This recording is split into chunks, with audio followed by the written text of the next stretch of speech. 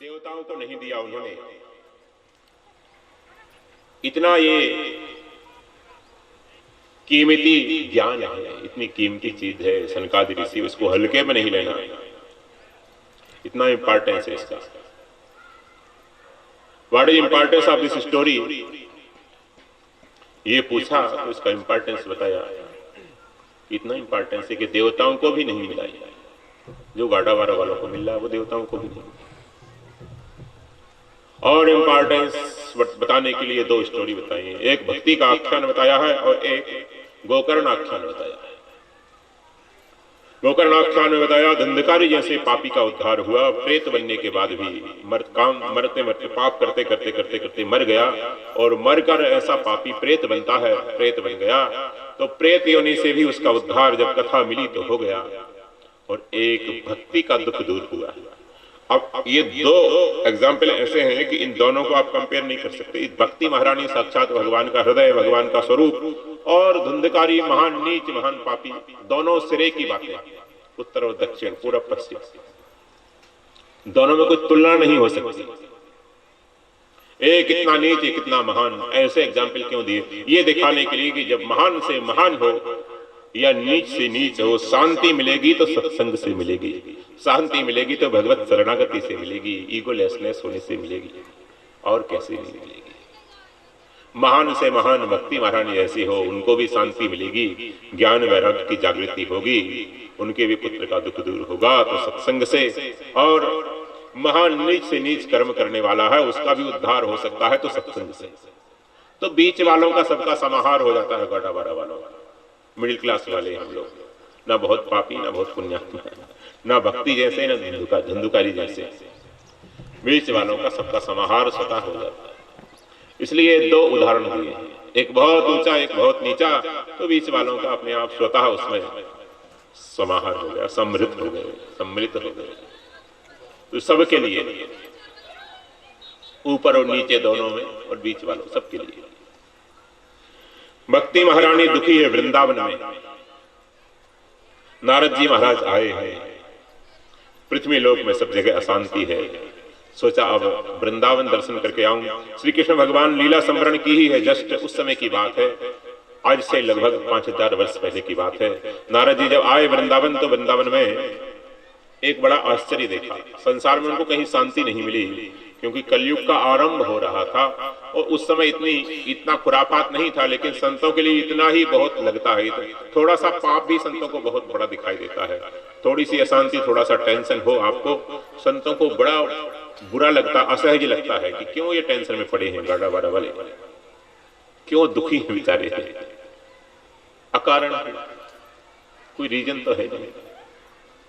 तो नारद जी को बहुत बुरा लगा, उतना सही, गृहस्थियों के यहाँ कलह है, अशांति है, आश्रम में भी सब ऐसे ऐसे लोग घुस गए हैं,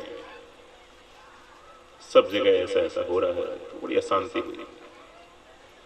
कलयुग का आरंभ था उस समय, परीक्षित महाराज का प्रयाण हुआ ही था, उसके पश्चात नारद जी आए देखने के लिए, एक हवाई सर्वेक्षण किया है, सब जगह अशांति है। कथा लंबी है, मैं कहूंगा नहीं, आपके पास समय नहीं है, हम तो रात में 12 बजे तक डटे रहे तो कोई बात नहीं, कोई प्रॉब्लम नहीं, लेकिन तुम्हारा क्या होगा गाढ़ावारा वालों। तो नारायण वृंदावन गए, वृंदावन में एक आश्चर्य देखा कि एक युवती है 20 वर्ष की, 18-20 वर्ष की, बहुत सुंदरी युवती है, वह सुंदरी स्त्री बहुत सुंदर है, भगवती का साक्षात स्वरूप हो, वह देवी बैठी है, और दो वृद्ध उसके गोद में लेटे हुए हैं, बहुत वृद्ध, 100 वर्ष के। वो युवती तो 18-20 वर्ष की है, और वृद्ध है लगभग 100 वर्ष के, एक रूपक है।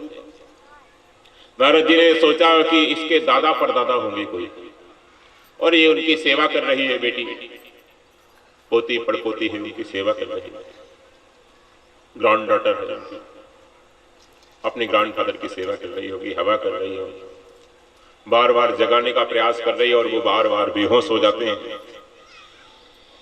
नारद जी ने सोचा और बहुत सी देवियां उसकी सेवा कर रही थी, उस देवी की, नारद जी ने कहा कि माताओं का यह समूह है, माताओं के समूह में जाने का हम संतों का कोई प्रयोजन नहीं है। वहां से निकलने लगे दूर से तमाशा देखते हुए भी, और जैसे ही उनकी उपस्थिति वहां हुई, उनकी हवा लगी, उनके करुणा वाले परमाणु उनके अंदर से निकले, करुणा बरसते हुए वहां से निकले। बड़ी शांति मिली। ऐसे महापुरुष जहां से निकल जाते हैं बड़ी शांति होती है। इतने होली वाइब्रेशन होते हैं, इतने दूसरों को वाइब्रेट कर देते हैं। ऐसे संतों के नजदीक बैठने का हमको सौभाग्य मिला। बड़ी शांति मिली उन देवियों को भक्ति के साथ। उन्होंने देखा कौन है, देखा देवर्षि नारद जी। देवर्षि, आश्चर्य मत करो, ये वृंदावन धाम है, यहां नारद जी महाराज सदा आते जाते रहते हैं। स्वयं भगवान यहां लीला करके गए। हम स्वयं शांति के लिए वृंदावन आए हैं, और नारद जी जैसे महापुरुष भी हैं, तो बड़ी शांति मिली। पुकारा उन देवियों ने, भक्ति के साथ जब देवियों ने पुकारा, महाराज महाराज जी, महाराज जी प्लीज थोड़ा रुक जाइए, थोड़ा। भो भो साधो क्षणम तिष्ठा मच्चिंतामपि नाशय दर्शनम तब लोकस्य सर्वथा अगहरम विदुः। नारद जी ने परिचय पूछा, आप कौन हैं? उन्होंने परिचय बताया है, महाराज अहम भक्ति रीति ख्याता इमौ मे तनयो मतौ ज्ञान वैराग्य नामानो काल योगेन जर्जरौ। महाराज ये दोनों मेरे पुत्र हैं। पुत्र क्या कह रही है तू? फिर से बोला, हाँ महाराज मेरे बेटे। फिर से बोला, बेटे हैं महाराज मेरे, सच करेंगे, मैं भक्ति हूं, ये मेरे बेटे हैं। ज्ञान वैराग्य नामानो इमौ मे तनयो मतौ, ये दोनों मेरे पुत्र हैं। ज्ञान है, ये वैराग्य, और मैं भक्ति हूं। आप भक्ति हैं, आप भक्ति। साष्टांग प्रणाम किया देवर्षि नारद ने, भक्ति महारानी की जय। और नारद जी ने पूछा, ये हाल कैसे हुआ? कलयुग में तुम कहां अवतरित हुई यहां पर इस रूप में? आप तो भक्तों के हृदय में रहती हैं, भगवान के हृदय में रहती हैं। भक्त और भगवान दोनों को एक करते हैं, दोनों को योग कराने वाली हैं। आपका इस देवी रूप में ही आप प्राकट्य कब हुआ? तब भक्ति ने बताया, उत्पन्ना द्रिविणेशाहम वृद्धिम कर्नाटके गतः क्वचिन क्वचिन महाराष्ट्रे गुर्जरे जीर्णतां गतः। महाराज मेरा जन्म स्थान द्रविड़ देश में हुआ है, वर्तमान में तमिलनाडु कहते हैं, और कर्नाटक में मैं बढ़ी। कर्नाटक प्राचीन नाम है, अभी भी वही नाम है। कर्नाटक में मैं बढ़ी, जन्म हुआ द्रविड़ देश में, दक्षिण में। भक्ति का जन्म दक्षिण में होता है, भगवान के अवतार उत्तर में होते हैं।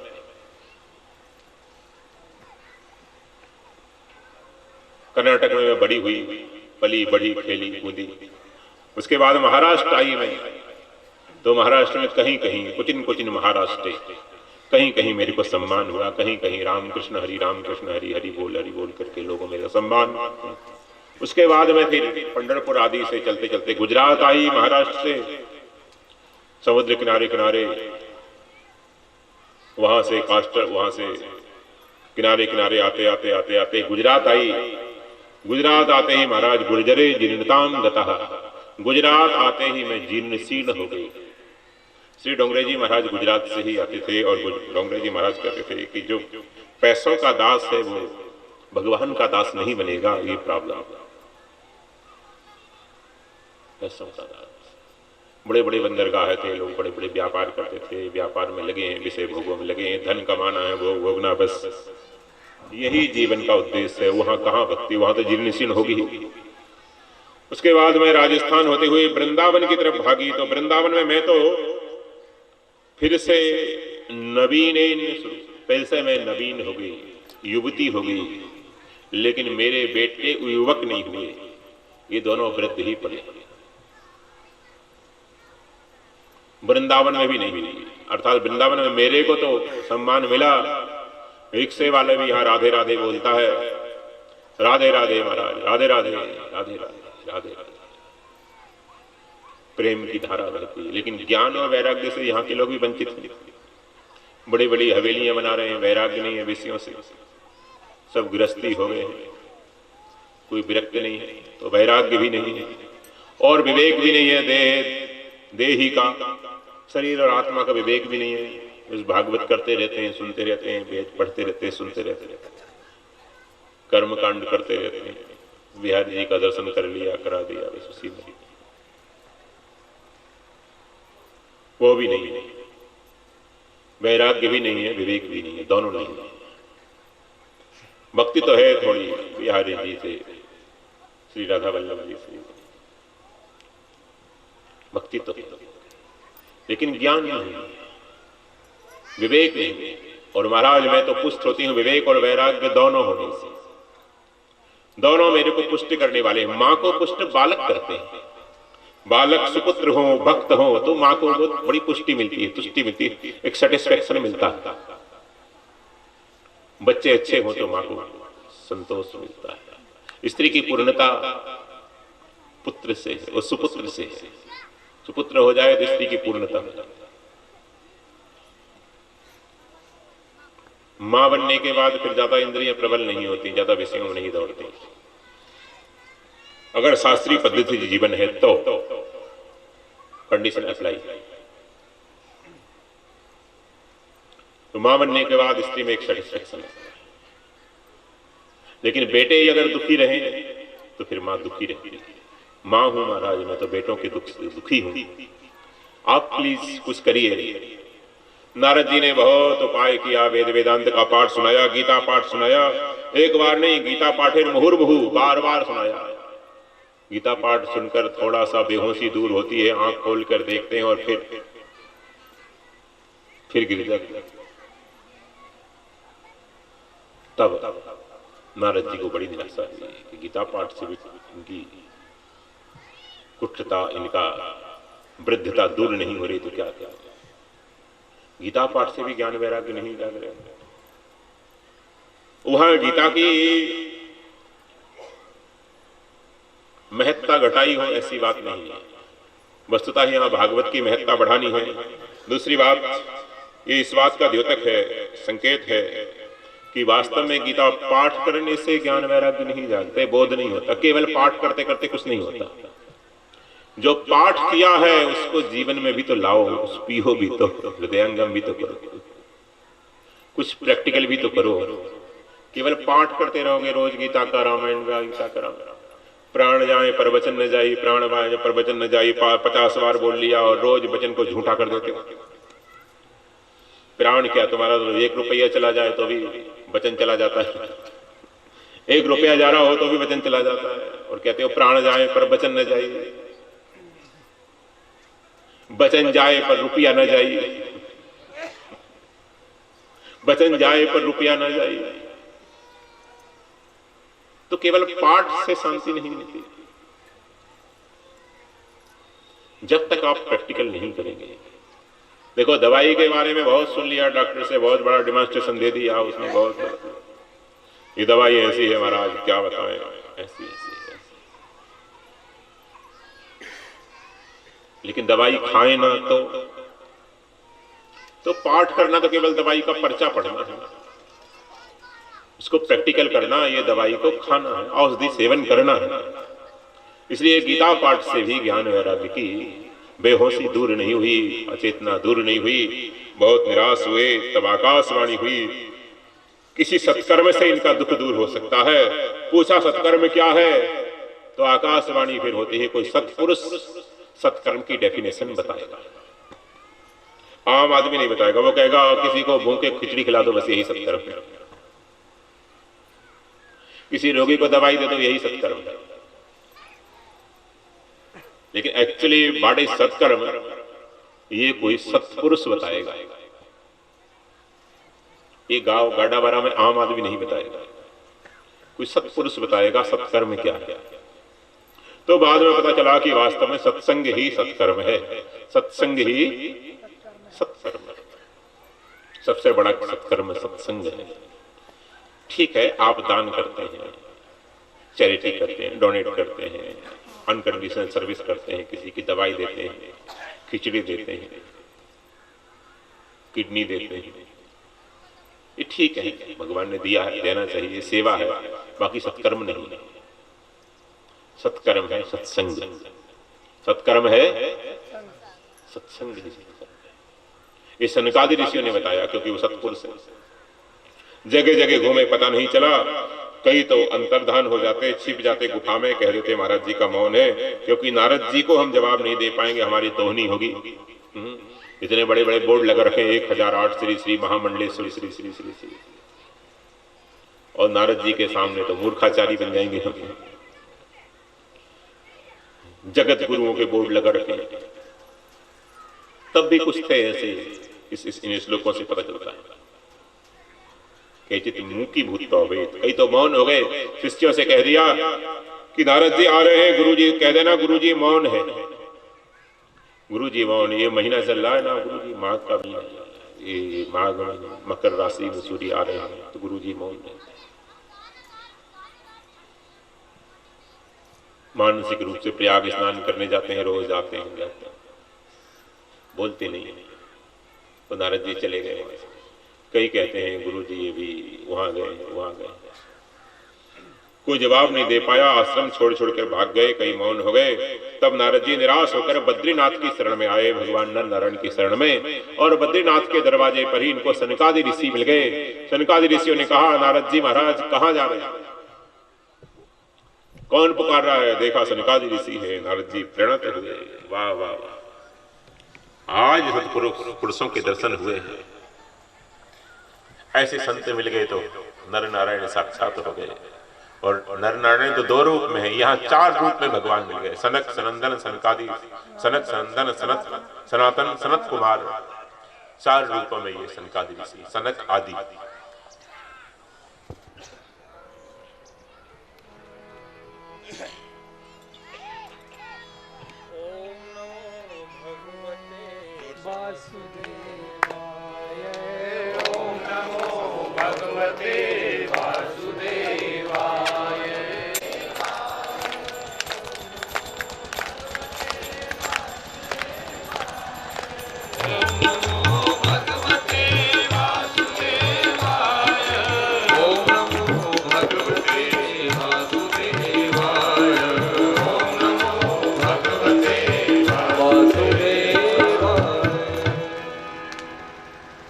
आनंद कंद भगवान की। हमने निवेचे प्रहित सत्संग, सनकादि ऋषियों ने कहा कि सत्संग ही सत्कर्म है, और श्रीमद् भागवत के माध्यम से सत्संग हो तो भक्ति महारानी का दुख दूर होगा। ज्ञान वैराग्य की जागृति सत्संग से होती है, केवल पाठ करने से नहीं होती। तब हरिद्वार आकर ये आयोजन किया है। ये द्वार है हिमालय का। हिमालय में संसारी लोग नहीं चढ़ सकते, और ज्यादा मैदान में करेंगे तो महापुरुष नहीं जा सकते। इसलिए द्वार पर बीच में रखो, भीतर वाले भी आ जाएं और बाहर वाले भी द्वार तक पहुंच जाएंगे। वृंदावन में है, यमुना तट पर, लेकिन सत्संग जहां होता है वहीं भक्ति पहुंच जाती है। देश काल की दूरी नहीं होती, देश और काल की, स्थान की और समय की कोई दूरी नहीं होती। जहाँ सत्संग होता है वहीं भगवान प्रकट हो जाते हैं, वहीं भक्ति प्रकट हो जाती है, वहीं पर ज्ञान हो जाता है। ऐसी सुंदर कथा बताई है। और भगवान की वहाँ पर प्राप्ति हुई है सबको, भक्ति महारानी का दुख दूर हुआ है। तब पूछा है, संक्षेप में देख रहे हैं हम लोग, तब पूछा है महाराज इस कथा से और किस किस के दुख दूर हो सकते हैं? भक्ति महारानी तो बड़ी पावन है, पुनीत है, किसी और साधारण आदमी का भी दुख दूर हो सकता है। तब बताया है कि कितना ही पापी हो, कितना ही पापी हो, वह भी टेंशन फ्री हो सकता है, उसका भी उद्धार हो सकता है। कोई उदाहरण है महाराज? आपके सामने कोई उदाहरण है? तब नारद जी ने कहा बहुत उदाहरण है। सनकादि ऋषियों ने कहा हम एक उदाहरण लेते हैं। किसका? धुंधुकारी का। धुंधुकारी कौन है? किसका बेटा है? तब बताया है आत्मदेव शर्मा, तुंगाभद्रा नदी, नदियों का जहाँ संगम होता है दक्षिण में कर्नाटका में, तुंगाभद्रा तीर्थ है वो। बाद में गोकर्ण तीर्थ उसका नाम हुआ है। हम गए उस स्थान पर, सत्संग हुआ, बहुत सुंदर जगह तुंगाभद्रा। दोनों देवियां जहाँ मिलती हैं, जैसे गंगा जमुना जहाँ मिलती प्रयाग है, वैसे वो तुंगाभद्रा का प्रयाग है। आपको कभी अवसर मिले तो जाना, पास में ही सबरी जी का स्थान है, पंपा सरोवर है, किष्किंधा पर्वत है, एक कर्नाटक में हम्पी है, वहाँ हाउसपेट है, उसके रेलवे स्टेशन है, उसके पास में ही सब बहुत सुंदर जगह। वहां पर आत्मदेव शर्मा बड़े विद्वान हैं,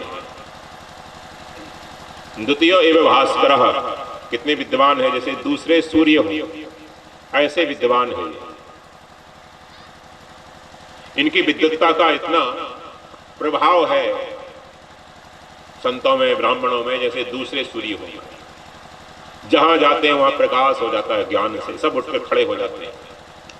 लेकिन इनका ज्ञान केवल वाचिक ज्ञानी है, बौद्धिक ज्ञानी है। इनको केवल वेदों का इन्होंने स्वाध्याय किया है, पठन किया है, अनुभव नहीं है, इसलिए दुखी रहते हैं। इतने विद्वान भी दुखी रहते हैं। बोले विद्वत्ता और मूर्खता से दुख का संबंध नहीं है। फिर दुख का संबंध किससे है? बोले दुख का संबंध जीव की वासना से, कामना से है। ध्यान देना, दुख का संबंध विद्या विद्या से नहीं है, धन निर्धनता से नहीं है। निर्धन हो तो दुखी होगा, धनी हो तो सुखी होगा, ऐसा नहीं, उल्टा होता है। कई बार तो जितने धनी ज्यादा है उतने ज्यादा दुखी होते हैं। तो सुख दुख का संबंध धन से नहीं है, विद्या से नहीं है, अविद्या से नहीं है, धन से, निर्धनता से नहीं। किसी के पास कपड़े ना हो तो दुखी होगा और बहुत सुंदर कपड़े पहना तो सुखी होगा, नहीं, उल्टा होता है। कई बार बहुत सुंदर कपड़े हैं, हमारी बेटियां लाख लाख रुपए की साड़ी पहनती हैं और टेंशन इतना की पूछो मत। भाई लोग कोट पैंट टाई लाखों रुपए के सूट बूट पहने और बाबूजी को टेंशन इतना की बस पूछो मत, पूछो ही मत। पूछोगे नहीं तो क्यों बताएंगे। बहुत तनाव में, बहुत दुखी रहते हैं। तो धन से, निर्धनता से सुख दुख का संबंध बिल्कुल नहीं है। अगर निर्धनता से सुख दुख का संबंध हो तो महाराज जो लंगोटी भी नहीं, जिनके पास नागा बाबा बैठे नंग धड़ंग, वो तो बहुत टेंशन में रहे, बहुत दुखी रहे। लेकिन वो तो बहुत मस्ती में रहते हैं, बहुत आनंद में रहते हैं।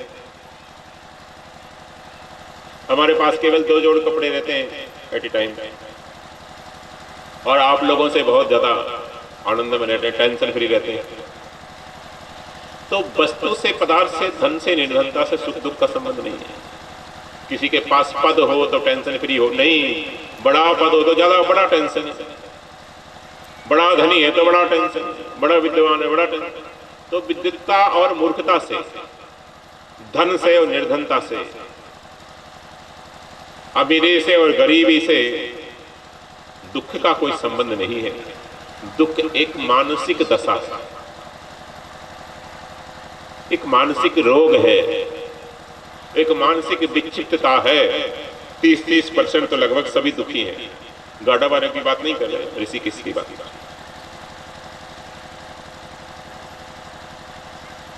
30% सभी विक्षिप्त हैं। दुख का संबंध जीव की हृदय की कामना से है, वासना से है, संकल्प से है। जिस प्रकार के संकल्प होंगे, जिस प्रकार की थिंकिंग होगी, थॉट्स अगर उसके नेगेटिव हैं तो दुखी रहेगा, और पॉजिटिव है, अप्रोच पॉजिटिव बना ली, सत्संग सुनते सुनते तो सुखी है, कुछ नहीं है वो भी फिर भी सुखी है। और पॉजिटिव नहीं सोचते तो कितना ही है, लाखों है, संतोष नहीं है तो दुखी है। बड़े बड़े उद्योगपति, बड़े बड़े राजा महाराजा भी दुखी हैं। इस सत्संग हमको कई जगह ले जाता है, कई बार बड़े बड़े तथाकथित धनियों के पास ले जाता है, बड़े बड़े मंत्रियों के यहाँ ले जाता है। सत्संग ऐसा है कहीं भी ले जाता है। सत्संग की गाड़ी में बैठ के घूमते रहते हैं, घूमते रहते हैं, बाहर भी, विदेश में भी घूमते रहते हैं, देश में भी घूमते रहते हैं। सत्संग निमित्त बन जाता है। और बहुत निर्धन लोगों के यहाँ भी जाते हैं। एक नागा बाबा थे, उन्होंने कहा कि हमको पद्म पुराण सुनाओ। ठीक है महाराज, आपकी आज्ञा पालन करेंगे। धीरे धीरे करके उन्होंने 18 पुराण सुने, पद्म पुराण को शुरू कर दिया। स्कंद पुराण तो 3 बार में पूरा हुआ। एक बार काशी खंड, फिर रेवा खंड, फिर केदार खंड, बहुत विशाल है। तो नारायण वो बड़े सुखी रहते हैं, सब जगह जाने का सत्संग से निमित्त बनता रहता है, जाते रहते हैं। लेकिन प्रायः आपकी जो सोच है उससे उल्टा होता है कि अभाव का दुख है। अभाव का दुख नहीं होता, दुख कामना से है, वासना से है, संकल्प से है। जितनी कामनाएं हैं, जितने इच्छाएं हैं, वासनाएं हैं, उतने दुखी हैं लोग। मैं आपको एक उदाहरण दिया करता हूं। संन्यास से पहले मैं दिल्ली में रहा उस समय, तो वहां देखा कि नगर पालिका वाले जगह जगह पंप लगा के पानी को निकाल देते हैं, पंपिंग करके बरसात के बाद।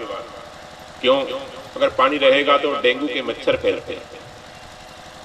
जितना पानी उतना डेंगू, जितना पानी उतना मच्छर, जितना पानी उतना मच्छर। हमने उन नगर पालिका वालों कर्मचारियों को गुरु बना लिया, संन्यास बाद में लिया, उनको गुरु बना लिया कि जितना पानी उतना मच्छर। ऐसे ही जितनी कामनाएं उतना दुख, जितनी कामनाएं उतना दुख, उतना टेंशन। जितनी कामनाएं, जितनी इच्छाएं, जितने संकल्प, धीरे धीरे करते करते आप निसंकल्प हो गए। आपका कोई संकल्प नहीं है, तो आपसे बड़ा कोई आदमी नहीं। पुरुषार्थहीन नहीं, संकल्पहीन। पुरुषार्थ नहीं छोड़ना, गलत अर्थ नहीं होना। ये जो टेक्निक है, this is for tension free life, not for duty free. Tension free होना, ड्यूटी फ्री नहीं होना आपको। नहीं तो आप अपने कर्तव्य भी छोड़ दें कि कुछ नहीं करना। गलत अर्थ नहीं लेना, गहरी बात, गहराई से ही समझ में आएगी। तो नारायण, कामनाएं दुख का कारण है। जितनी कामनाएं उतना दुख।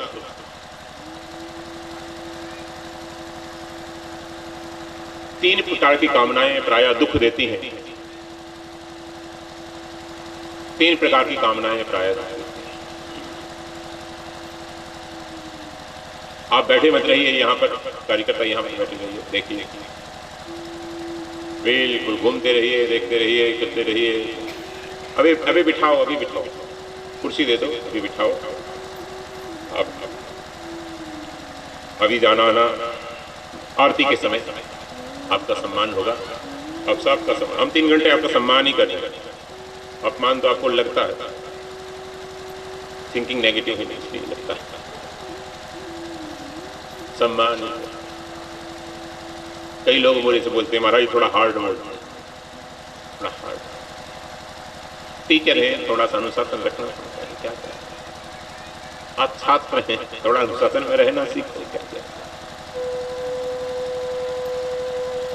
तो 7 दिन की क्लास है कि आप स्टूडेंट हैं, हम शिक्षक हैं। तो नारायण, 3 प्रकार की कामनाएं दुख का कारण बनती हैं। लोकेशना, वित्तेशना, पुत्रेशना।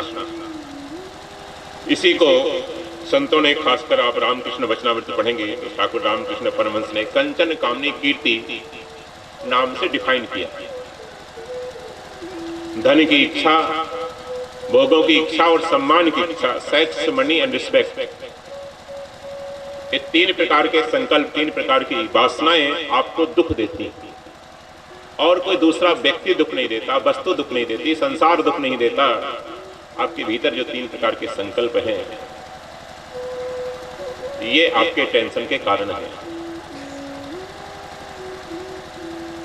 तीनों नहीं है तो आप शांत हैं, आप टेंशन फ्री हैं, आप मस्त हैं। बस संतों की मस्ती का यही राज है, यही सीक्रेट है, नथिंग एल्स। तपस्या की जरूरत नहीं, तपस्या शांति नहीं मिलती। तपस्या तो रावण ने भी की, तपस्या तो कुंभकर्ण ने भी की, मेघनाथ ने भी तपस्या की, सर्टिफिकेट दे दिया। ऐसा तब किसी ने नहीं किया, ब्रह्मा जी ने कहा आज तक गाढ़ावाला में ऐसा तपस्वी नहीं हुआ बेटा, उठ उत्तिष्ठ वरम ब्रूहि, वरदान मांग क्या चाहिए? तपस्या से, वासना मुक्त होने से, संकल्प मुक्त होने से आप टेंशन फ्री होते हैं। तीनों नहीं, कंचन कामनी कीर्ति, इसमें बहुत चर्चा हम लोग करते रहते हैं, करेंगे समय अनुसार। इसको थोड़ा आप समझेंगे तो आपका सुनना भी सार्थक होगा, हमारा सुनाना सार्थक होगा। नॉट ओनली स्टोरी, केवल कथाएं नहीं सुनना, उसमें जो गूढ़ार्थ है उसको भी थोड़ा सा देखते हुए चलना है। और जो लोग केवल, कई श्रोता केवल, कई जगह होता है ऐसा, केवल फॉर्मेलिटी के लिए आते हैं, उनको भी निवेदन है कि वो भी पूरी कथा सुने। थोड़ा कष्ट तो होगा आपको, थोड़ा दुख तो देंगे हम, 6 दिन और दुख देंगे आज के बाद। बैठना पड़ेगा, सुनना पड़ेगा। सुनने का स्वभाव नहीं, आप इसमें 8-8 घंटा बैठ जाते हैं, या 2-2.5 घंटे नहीं बैठ सकते, दुख तो होता ही। लेकिन क्या करें, प्रारब्ध में आपकी किस्मत में दुख था तो आ गया। तो 6 दिन हो गए, तो फॉर्मेलिटी नहीं, पूरी करनी। शर्मा जी ने बुलाया है, वर्मा जी ने सूचना दी, इसलिए नहीं, बिफोर टाइम। अच्छे स्टूडेंट शिक्षक से पहले आ जाते हैं क्लासरूम। तो क्लासरूम है हमारा, आप ज़्यादा आएंगे तो और बड़ा क्लासरूम बना देंगे, बहुत जगह आसपास काफ़ी जगह क्लासरूम बड़ा होल्ड भी कर लेंगे, बड़ा भी कर लेंगे। तो नारायण, वासना से दुख होता है। यहाँ आत्मदेव शर्मा को पुत्रेष्णा है, धन की वासना नहीं है, धन बहुत है, सम्मान भी बहुत है, समाज में बड़े विद्वान है, केवल पुत्र की वासना है कि मेरे पुत्र नहीं है। एक दिन तो इतने दुखी हो गए, ऐसे जीवन से क्या फायदा, सारे गाड़ावाड़ा के लोग बच्चा खिलाते हैं गोदी में, और मैं ऐसा अभागा हूं, मेरे बच्चा नहीं हुआ, 30 साल 40 साल हो गए शादी को, बच्चा नहीं हुआ, मैं क्या करूं, बड़ा दुखी हूं, क्या करूं। मोह है ना, मोह से बेटा, माताओं को मोह, भले ही मनमूत्र करे, गोदी में कुछ भी करे, मोह रहता तो अच्छा लगता है। विद्वान है फिर भी मोह नहीं छोड़ पाए। बहुत से विद्वान है आज भी महाराज, ग्रंथ कर्तृत्व शक्ति होती है, ग्रंथ लेखन कर सकते हैं, ऐसे ऐसे विद्वान है, करते हैं। संस्कृत में बड़ी क्लिष्ट व्याकरण, हमको एक महाशय मिले, बड़ी क्लिष्ट व्याकरण, लेकिन बड़े दुखी थे, ट्रेन में मिले। कारण क्या है, 4-5 भाषाओं की जानकार मॉरिशस गए, हमारे साथ आए, वहां से 8 घंटे खान खाते रहे फ्लाइट में, 7 घंटे 7.5 दिल्ली तक। पता चला रीजन क्या है, बोले बेटा ठीक नहीं है, दुख देता है, बेटा ठीक, क्या करूं महाराज। मैंने कहा हम तो शास्त्र की बात जानते हैं, शास्त्र कहता है कि अलग हो जाओ, उससे अलग कर दो, बड़ा है तो उसको अलग कर दो, अलग हो जाओ, शादी ब्याह कर दिया, अलग हो जाओ। अलग कैसे हो जाऊं महाराज, इतनी प्रॉपर्टी है तो बर्बाद कर देगा, ऐसे कर देगा, वैसे कर देगा। तो प्रॉपर्टी वैसे ही बर्बाद करेगा, तुम्हारे मरने के बाद करेगा, करने वाला होगा तो पुत्र को पुत्र तो क्यों धन से, और ठीक होगा तो और बना लेगा, पुत्र सुपुत्र तो क्यों धन से। वो कौन सा मान रहा है, चलो हमारे साथ, हम सीधे अभी दिल्ली एयरपोर्ट से हिमाचल जाने वाले हैं, चलो हमारे साथ। वैसे तो हम ट्रेन से जाते हैं, आप कहो टैक्सी कर लेंगे आपके लिए, चलो अभी चलो, नहीं माने। एक संत से एक राजा बोला, महाराज जी चतुर्मास के लिए आए राजमहल में, निवेदन किया। तो राजा बोला, महाराज जी आप में हम में क्या अंतर है, आप भी महलों में रह रहे हैं 4 महीने से, जो रोटी हम खाते हैं वही आप खाते हैं, आप में वस्त्र का ही तो अंतर है, क्या अंतर। संत उठ के खड़े हो गए, बोले चलो अभी मेरे साथ, चलो। कहाँ चलो, बोले कहीं भी चलो, हिमालय चलो, कहीं चलो। बोले महाराज राजपाट क्या होगा, बोले भाड़ में जाए राजपाट, चलो चलो चलो। उठो। बोले महाराज ऐसे कैसे चलूं, कोई उत्तराधिकारी बनाऊं, कुछ करूं तब कुछ। बस यही अंतर है तेरे में और मेरे में, बस यही अंतर है। मैं अभी अभी जैसा हूं वैसा जा सकता हूं क्योंकि डिटैच जैसा हूं, और तुम अटैच हो। भीतर से अंतर है, बाहर से अंतर नहीं। आत्महत्या करने के लिए उद्यत हो गए, दुखी होकर इतनी कामना ने उनके हृदय को मथ दिया, तहस नहस कर दिया मन को महाराज। कामना प्रबल होती तो आदमी पागल हो जाता है। जो पागल होते हैं ना वो कामनाओं से होते हैं, बहुत ज्यादा कामनाएं रहती हैं, वो पागलपन आ गया। आत्महत्या करने लगे। इतने विद्वान भी जानते हैं आत्महत्या करने से प्रेत योनि में जाते हैं, फिर भी आत्महत्या करने को उद्यत हो गए। वहां पर एक संत मिलते हैं, उनको रोकते हैं। रोकने से जब नहीं मानते तब एक फल देते हैं कि आप ये फल लेकर चले जाओ, फल अपनी पत्नी को दे देना। सेव फल था, केला नहीं था, लेकिन यहाँ सेव नहीं है इसलिए एग्जाम्पल इससे दे रहा हूं। ये लेकर चले जाओ और पत्नी को दियो। धुंधली को खुशी खुशी आए, धुंधली को फल दिया, उसने फल नहीं खाया। उल्टा सोचने लगी, बेटा हो जाएगा तो सो नहीं पाऊंगी, रात में रोएगा। स्वार्थी लोग कि आज एक बच्चा हो बस, दूसरा ना हो। हमारी बहन बेटियां ऐसा सोचती हैं, एक बच्चा होगा। ये स्वार्थ है। ये कहीं ना कहीं धुंधली घर घर में बैठी हुई है। दूसरे संप्रदायों के, दूसरे धर्म के 10-10 बच्चे, हिंदुओं का एक है। तुम्हारा एक वोट, उनके 20 वोट, 10 वोट, और वोट से गवर्नमेंट बनती है। क्या हाल होगा जरा सोचो, क्या हाल होगा। ईसाइयों के 150 देश हैं, मुस्लिमों के 60 देश हैं, हिंदुओं का कौन सा देश है बताओ जरा। हिंदुस्तान में भी सिमटते जा रहे हैं। ये स्वार्थ है। बच्चे का पालन करने में कठिनाई होगी। एक बहुत है, एक भला है, एक भला है, और वो एक इतना बिगड़ता है मत पूछो। क्योंकि लाड़ ज्यादा होता है, आसक्ति ज्यादा होती है। पल पल पर कहीं कुछ ना हो जाए, स्कूल से 1 घंटा नहीं आए, आधा घंटा देर हो गई, कुछ ना हो जाए, कुछ हो जाए। एक बच्चा नहीं, कम से कम 4-5 संतान होनी चाहिए। बेटा बेटी 4-5 संतान, कम से कम 6, आधा दर्जन क्राइटेरिया है।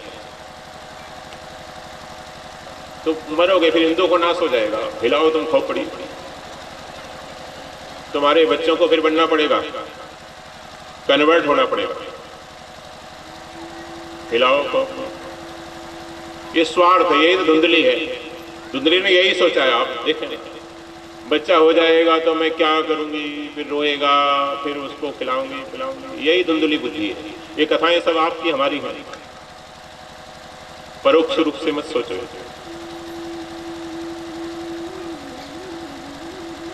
उतर्क किया, फल नहीं खाया। विचार कर रही तब तक उसकी बहन आ गई।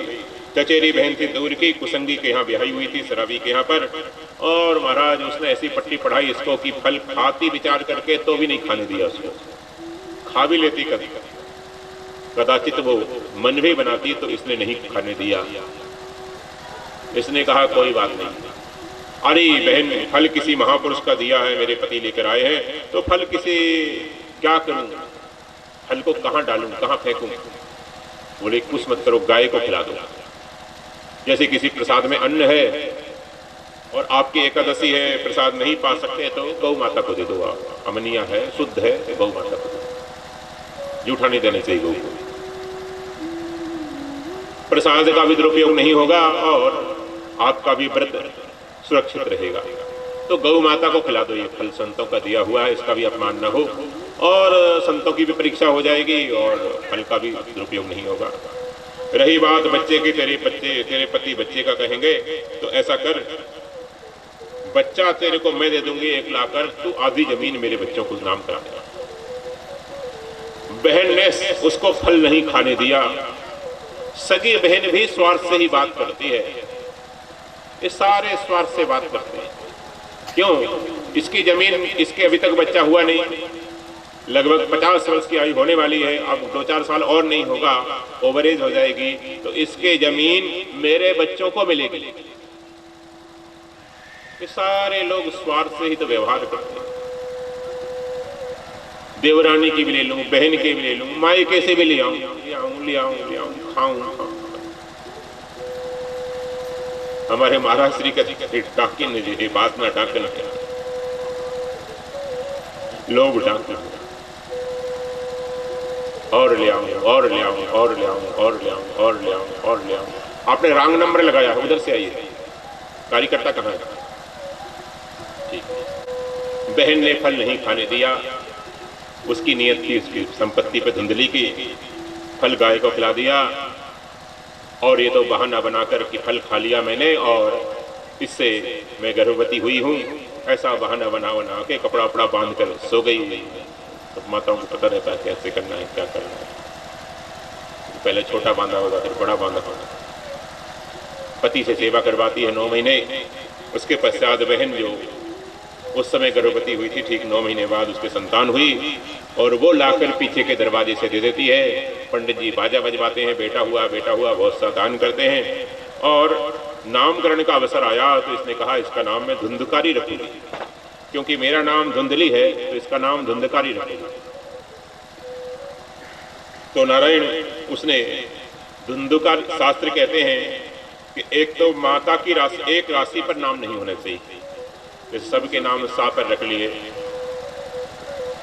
सबके नाम था पर रख लिए, का पर रख लिए, रा पर रख लिए। एक राशि पर नाम नहीं होना चाहिए, क्योंकि एक राशि पे जो ग्रह आएगा वो सब पे आ जाएगा, क्योंकि सबकी राशि एक है। एक आदमी का जो ग्रह आएगा सब पे आ जाएगा। इसलिए ज्योतिष के अनुसार अलग अलग राशि। दूसरी बात, संत कहते हैं नाम भगवान के नाम पर रखो, बेटों का नाम, और बेटियों का नाम देवियों के नाम पर रखो। गार्गी है, गौरी है, उमा है, अपर्णा है, कौशिकी है, कात्यायनी है, कनिका है। देवी के 1000 नाम है, देवी सहस्त्र नाम है। अभी हम देवी भागवत करके आ रहे हैं उत्तर प्रदेश काशी से। 1000 नाम है देवी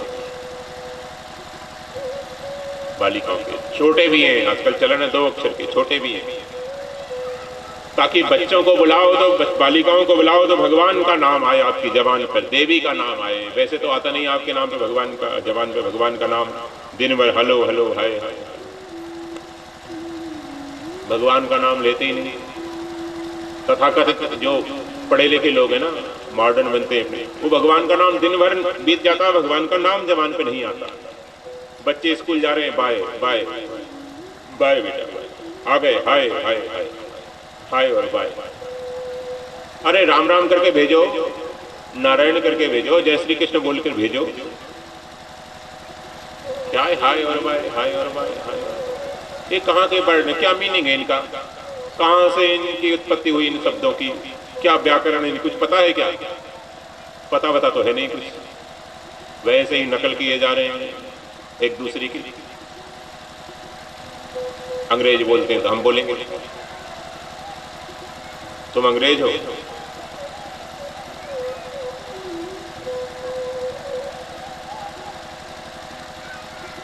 नकल करना तो अपने ऋषियों की करो, पूर्वजों की करो।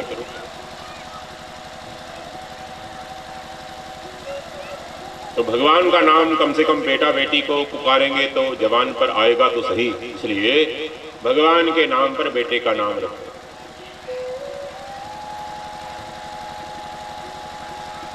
सूर्यकांत, उमाकांत, रमाकांत, कितने सुंदर नाम, सुंदर नाम।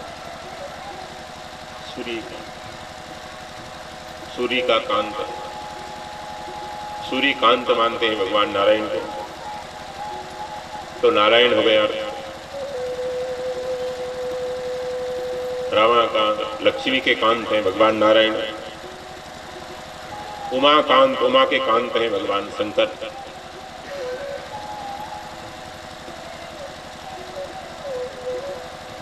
ऐसे नाम रखो। बालिकाओं के नाम गार्गी है, गौरी है, अपर्णा है, कौशिकी है। देवियों के नाम पर बालिकाओं के नाम रखो। और पहले गलती कर दी तो अब बदल सकते हो, एफिडेविट देना पड़ेगा आपको, बदल सकते हो। जाकर नोटरी में आप लिख कर दे सकते हो स्टाम्प पर, और बदल जाते हैं। अखबार में देने में उसकी छोटी सी एक प्रक्रिया होती है, बदल जाते हैं। हम लोगों का सन्यासियों का नाम बदलता है, सन्यास लेने के बाद फिर पासपोर्ट बना, दोबारा रिन्यू कराए तो फिर दोबारा नाम कराए तो करा लिया। छोटी सी प्रक्रिया है। पासपोर्ट ऑफिस में दे दिया, पहले अखबार में दे दिया, वो कॉपी लगा दी, अधिकारी से मिले, उनको बताई परंपरा। हम लोग शंकराचार्य परंपरा में संन्यास्त हुए हैं, अब पुराना नाम तो बदल गया, अब पीछे सब कुछ छोड़ना पड़ता है, सबका न्यास करना पड़ता, त्याग करना पड़ता, यहाँ तक कि नाम का भी पीछे कुछ नहीं है, पिछली जाति नहीं है, पिछले गोत्र नहीं, इसलिए पिछले वाले ज्यादा पीछा ना करना। अब पीछे का कोई संबंध नहीं, कोई नाता नहीं। न्यास सम्यक प्रकारेण न्यासः इति संन्यासः, सम्यक प्रकारेण न्यासः, सम्यक प्रकार से न्यास कर चुके। बस 10 मिनट में आरती की तरफ बढ़ते हैं। तो नारायण धुंधली ने अपने पुत्र का नाम धुंधकारी रखा। ठीक 3 महीने बाद, अर्थात उस घटना के 12 महीने बाद, गौ माता ने भी एक पुत्र को जन्म दिया। अधिकांशतः बछड़ा होता है गौ को, लेकिन यहाँ पुत्र हुआ है, बिल्कुल मनुष्य के पुत्र की तरह, एक माँ के बेटे की तरह गौ का बेटा है। केवल कान गौ की तरह है, क्योंकि गौ के पेट में रहा है। ऐसी अनेक घटनाएं घटी। एक ऋषि हिरणी के पेट में रहे, इसलिए एक सिंह था उनके, श्रृंगी ऋषि, जो बाद में भगवती शांता के पति बने, जो दशरथ जी की ही पुत्री थी, रोमपाद गुजरी थी, राम कथा में आप श्रवण करते हैं। तो उनके एक सिंह था। क्यों? हिरणी के पेट में रहे ना सिंह। 2 नहीं, एक था। इनके दोनों कान गौ की तरह लंबे थे, अर्थात ज्ञान के पिपासु थे, रूपक हैं सब, कथानक भी है। थोड़े कुछ समय में बड़े हुए, लेकिन दोनों का स्वभाव अलग अलग, एक ही घर में रहते हैं। क्यों? वो एक शराबी का बेटा था, दुष्ट का बेटा था, एक बहुत चरित्रहीन स्त्री का बेटा था, चरित्रहीन बाप का बेटा था, और ये एक महापुरुष का प्रसाद स्वरूप प्रकट हुए थे। कियत्कालेन तौ जातौ तरणौ तनया बुभौ गोकर्णः पंडितो ज्ञानी धुंधकारी महाखलः। एक तो महाखल है, महादुष्ट है, और एक महाज्ञानी है। दोनों सिरे के हैं, महा लगा है दोनों में, महाज्ञानी, महापंडित और महाखला। अब तो महाराज आत्मदेव शर्मा को काटो तो खून नहीं, कहीं चोरी करता है, कहीं पकड़ा जाता है, राज कर्मचारी पकड़ के ले जाते हैं, पुलिस ले जाती है पकड़कर। पूछा कि महाराज आपका बेटा जेल में गया, अब तो महाराज काटो तो खून, कोई जवाब देते नहीं बनता। जितना ज्यादा सम्मानीय व्यक्ति हो, उतना उसको अपमान से दुख होता है। गरीब आदमी का अपमान हो जाए, उतना दुख नहीं होता। तथाकथित जो बड़े हैं उसको संभावित कहूं अपजस लाहू मरण कोटि समदारुण दाहू। ये गीता के श्लोक का अनुवाद एक चौपाई है। संभावितस्य चा कीर्ति मरणादतिरिच्यते, संभावितस्य चा कीर्ति मरणादतिरिच्यते। अर्जुन तू बड़ा संभावित है, सम्माननीय है, अब युद्ध से भाग जाएगा तो कितनी अपकीर्ति होगी तेरी। सब लोग कहेंगे देखो ये रण छोड़कर भाग गया, मैं तो रण छोड़ कहलाता हूं, मेरा भक्त रण छोड़ ना कहलाए, इसलिए तू युद्ध कर। धर्माधियुद्धाश्रयो ने क्षत्रियस्य न विद्यते, तेरी बड़ी अपकीर्ति होगी। संभावितस्य चा कीर्ति, संभावित की अकीर्ति होगी तो मरणाद अतिरिच्यते, मरण कोटि सम दारुण दाहु। तो नारायण बहुत दुख होता है, इतने ज्ञानी थे, इतना सम्मान था, इतने बड़े पंडित जी, इतने बड़े आचार्य जी, अब बड़ा दुख होता है। एक दिन तो इतने दुखी हो गए कि आत्महत्या करने चले गए। एक दिन इसलिए मर रहे थे कि पुत्र नहीं है, आज इसलिए मर रहे हैं कि पुत्र है। ये संसार ऐसे ही चल रहा है वो भी दुखी है, नहीं है वो भी दुखी, धन है वो भी दुखी है, नहीं है वो भी दुखी। बस समझ का ही खेल है, विवेक हो जाए तो सब ठीक है। तो नारायण एक संत फिर मिले, अब घर में ही जो जन्मे थे संत गोकर्ण जी महाराज विचरण करते करते आ गए। कौन रो रहा है? गोकर्ण जी यहाँ चढ़ा हुआ है, इसमें पहाड़ी पर कूदना चाहता है, दौड़ के गए, हाथ पकड़ लिया, कौन है आप, ठहर जाइए। कुछ नहीं बोले, हाँ जी। थोड़ा मुंह देखा, चांदनी रात्रि में देख, अरे पिताजी आप, पिताजी आप यहाँ, छोड़ दे बेटा, आज तो मर ही जाऊंगा। क्या बात है पिताजी? बोले क्या करूंगा, धुंधकारी ने इतना मारा है आज, इतना लातों से पीटा, मेरे को इतनी बेइज्जती हुई है, सारे वार्ड में, सारे मोहल्ले में, बलोटनगंज तक पता चल गया, इतनी बेइज्जती, आज तो मर ही जाऊंगा। अरे बेटे की लात खाकर बैराग्य हो जाए, बहू की लात खाकर बैराग्य हो जाए। पिताजी बहुत सस्ता सौदा है, बहुत सस्ता सौदा है, वाह वाह, कृपा हो गई है तो कृपा। बैराग्य मिलता कहाँ है साहब, गाड़ा वाड़ा के बाजार में मिलता है क्या? जन्मों जन्मों से जो चीज नहीं मिली वो बेटे की लात खा के, थिंकिंग का ही तो फेर है, और क्या। घर से वैराग्य नहीं हो रहा था आपका, अब बहुत अच्छा, बेटा बहू किसी के दुख दे और वैराग्य हो जाए। क्या कहना, होता कहाँ है महाराज? लोग घर में ही मरते रहते हैं, रोते रहते हैं, मरते रहते हैं, होता कहाँ? अरे अब बच्चों की शादी कर दी, अब चलो हमारे साथ ऋषिकेश। नहीं महाराज, अभी वो करना है, ये करना है, एक मकान और बनाना है, अभी तो पोती बड़ी हो रही, उसका विवाह करना है। सारा गाड़ा वाड़ा हमारे सिर पर रखा है जैसे। बस 10 मिनट में आरती करते हैं। नारायण, 10 मिनट में आरती करते हैं माताएं। 10 मिनट बैठ जाओ, प्रसाद लेके जाओ और चेक लेके जाना, आपका काट के रखा मैंने, ये 18,000 चेक है। आप लोग तो बहुत कम हैं, 18,000 श्लोक का एक चेक है, आज तो एक चेक दिया।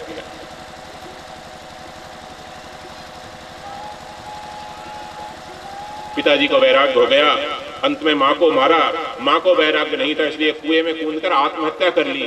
देखो दुख बेटे को दोनों को दिया बेटे ने, माँ को भी बाप को भी, लेकिन बाप आत्महत्या से बच गया क्योंकि सत्संग मिल गया, और माँ नहीं बच सकी, मरकर कुएं में कूदकर आत्महत्या कर ली। अब ये वैश्याओं को ले आया और महाराज वैश्याओं ने इसको मार दिया है। ओ बस ये भी प्रेत बन गया। गोकर्ण जी महाराज आए घूमते हुए, देखा यहाँ पर तो कोई प्रेत आत्माएं घूम रही हैं, समझ गया मेरी माँ और बेटे ही यहाँ प्रेत, मेरे माँ और भाई ही यहाँ प्रेत बने हुए हैं, अब कैसे उद्धार हो इनका। विद्वानों से पूछा, सब एक मत में नहीं हुए। कोई कहता है गया श्राद्ध कर दो, वो भी कर दिया। कोई कहता है गंगा जी में अस्थि डाल दो, वो भी डाल दी, अब क्या करें। कोई कहता है गौदान कर दो, वो भी कर दिया। तब सूर्य भगवान से पूछा इन्होंने, तुभ्यम नमो जगत साक्षिन ब्रूहि में मुक्ति हेतुकम। सूर्य भगवान ने कहा, देखो भाई, सारे पतन कुसंग से होते हैं। पतन किससे होता है? चाहे प्रेत योनि तक पहुंच जाए कोई पतन, पतनों की जो नरक तक पहुंच जाए, पतन की सीमा है, वो सारे पतन कुसंग करने से होते हैं। बिगिनिंग कहां से होती है? कुसंग से। तो सत्संग से उद्धार हो जाएगा, सीधी बात है। आप विद्वान है, मेरे से क्या पूछते हो? सत्संग कैसे है? बोले भगवान की कथा के साथ सत्संग, बिनु सत्संग न हरि कथा, तेहि बिनु मोह न भाग। तो सत्संग कथा के माध्यम से करो। गोकर्ण जी महाराज ने सत्संग किया है। और जैसे आजकल खंबे होते हैं आपके लोहे के, उस समय बांस के खंबे होते थे। एक बांस में आकर विराजित हो गया है। पहले दिन पहली गांठ फटी, दूसरी फटी, तीसरी, 7 दिन की कथा पूरी हो गई। 7 गांठें फटकर वो अनावृत होकर बाहर निकला है। दिव्य रूप धरो जातस तुलसी दाम मंडितः, देवता के रूप में निकला है। सारूप्य मुक्ति भगवान की प्राप्त करके निकला है और नमस्कार किया है सामने आकर व्यास पीठ के गोकर्ण जी महाराज को। हे भाई, आप धन्य हैं, ये कथा धन्य है। धन्या भागवती वार्ता प्रेत पीड़ा विनाशिनी, सप्ताहो कृथा धन्य कृष्ण लोक फल प्रदा। मैं श्री कृष्ण के लोक में जा रहा हूं, ये फल मेरे को सुनने से मिला है। प्रेत योनि से साक्षात श्री कृष्ण के स्वरूप सारूप्य मुक्ति को प्राप्त करके टोटली टेंशन फ्री हो गया सत्संग से, सुनने का फल। गोकर्ण जी ने कहा, महाराज यहाँ तो बहुत से श्रोता हैं। भगवान के दूतों से पूछा, विमान केवल एक के लिए आया है और सबके लिए क्यों नहीं आया? उन्होंने कहा कि सबका मन यहाँ नहीं था, किसी का मन तो घर में था, किसी को चिंता थी गाय दोहनी है, किसी की चिंता थी घर में जाकर भैंस दोहनी है, किसी खेत में काम करना है, किसी को दुकान में, किसी को चिंता थी कि खीर बनाकर आए हैं, ठंडी हो गई होगी, गरम करके खीर खाएंगे जाकर।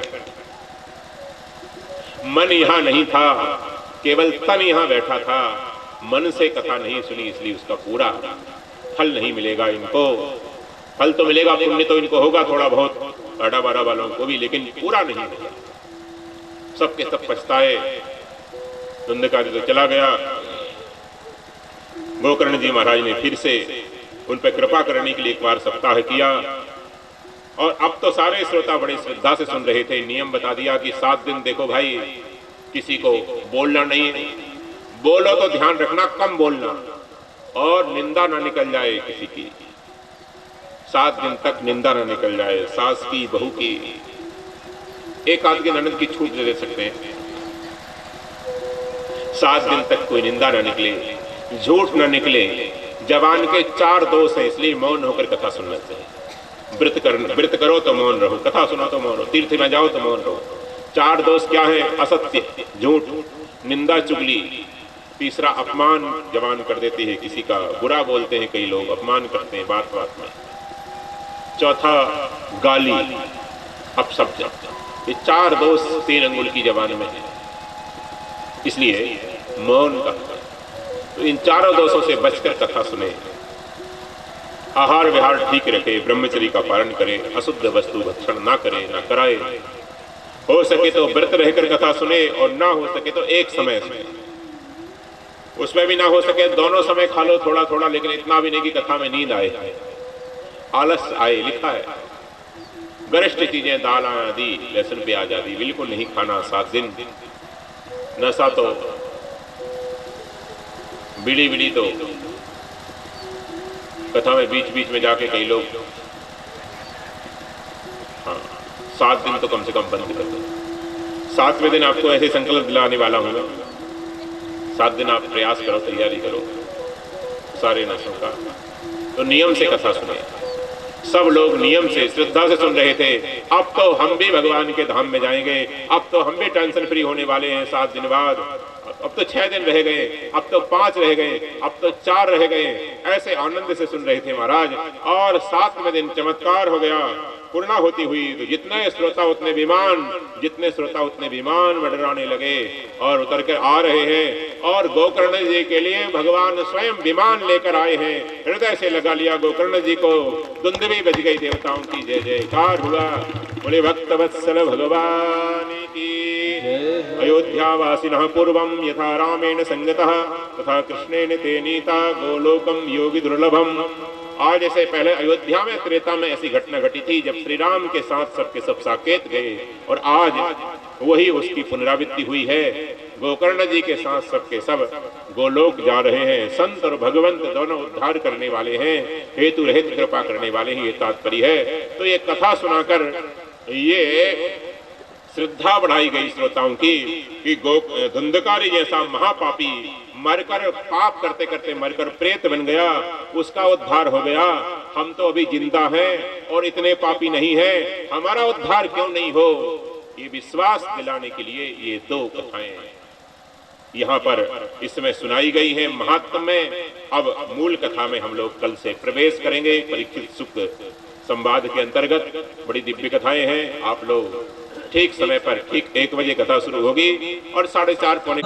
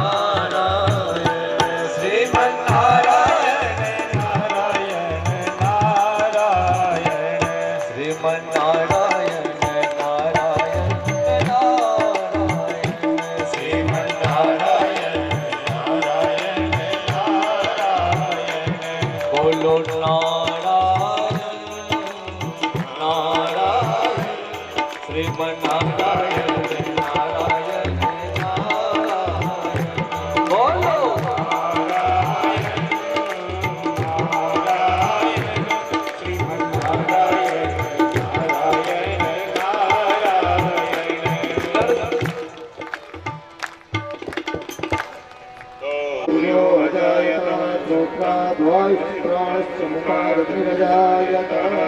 श्री भागवत भगवान की है आरती, पापियों को पाप से है तारती। श्री भागवत भगवान की है आरती, पापियों को पाप से है तारती। श्री भागवत भगवान की है आरती, पापियों को पाप से है तारती। श्री भागवत भगवान की है आरती, पापियों को पाप से है तारती। ये अमर ग्रंथ, ये मुक्ति पंथ, ये पंचम वेद निराला, नव ज्योति जगाने वाला। ये अमर ग्रंथ, ये मुक्ति पंथ, ये पंचम वेद निराला, ज्योति जगाने वाला। हर गान यही वरदान यही, हर गान यही वरदान यही, हर गान यही वरदान यही, हर गान यही वरदान यही। जग के मंगल की आरती, पापियों को पाप से है तारती। भागवत भगवान की है आरती, पापियों को ये संगीत पावन मुनीत पापों को मिटाने वाला, हर दर्द सिखाने वाला। ये संगीत पावन मुनीत पापों को मिटाने वाला, हर दर्द सिखाने वाला। है सुख करनी है सुख करनी है करनी। वे मधुसूदन की आरती, पापियों को पाप से है तारती। भागवत भगवान की है आरती, पापियों को पाप से है तारती। श्री भागवत भगवान की है आरती, पापियों को पाप से है तारती। श्री भागवत भगवान की है आरती, पापियों को पाप से है तारती। ये मधुर बोल बंद खोल कन्हार दिखाने वाला, बिजली को बनाने वाला। ये मधुर बोल बंद खोल कन्हार दिखाने वाला, बिजली को बनाने वाला।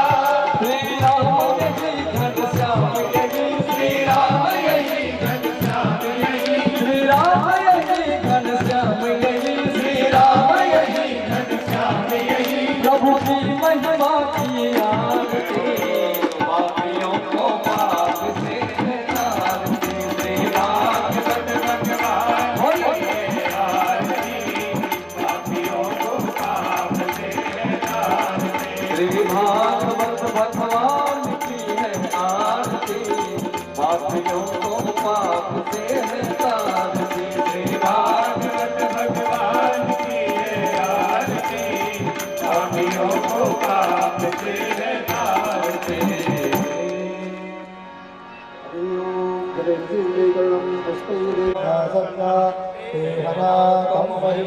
आरती में व्यासपीठ पर कोई रुपया पैसा नहीं चढ़ाएगा। आरती में और व्यासपीठ पे कोई रुपया पैसा नहीं चढ़ाएगा।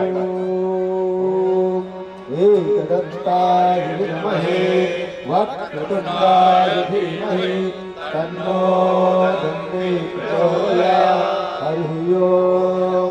गणाम्बिकायै च विद्महे कर्मसिद्ध्यै च धीमहि तन्नो गौरी प्रचोदयात्। हरिः ओम्।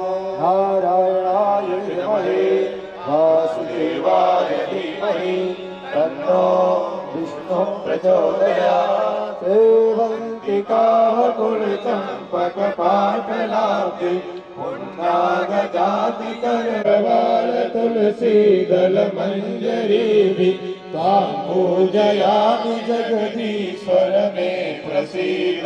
नाना सुगंध पुष्पाणि भवानि च पुष्पाञ्जलि मया दत्त्वा गृहाणं परमेश्वर मंत्र पुष्पाञ्जलिं समर्पयामि। बोले भागवत भगवान की जय हो। धर्म की जय हो। अधर्म का नाश हो। प्राणियों में सद्भावना हो। विश्व का कल्याण हो। गौ माता की रक्षा हो। सत्य सनातन धर्म की जय हो। पार्वती पते हर हर एक निवेदन की बात है कि जैसे कि पूज्य श्री का नाम है नित्य का आनंद, आप लोग अपने सौभाग्य को मानते हुए प्रतिदिन अगले 6 दिन तक नित्य आनंद की प्राप्ति यहाँ से करें, प्रातः उसका भी लाभ उठाएं। जय श्री सभी लोग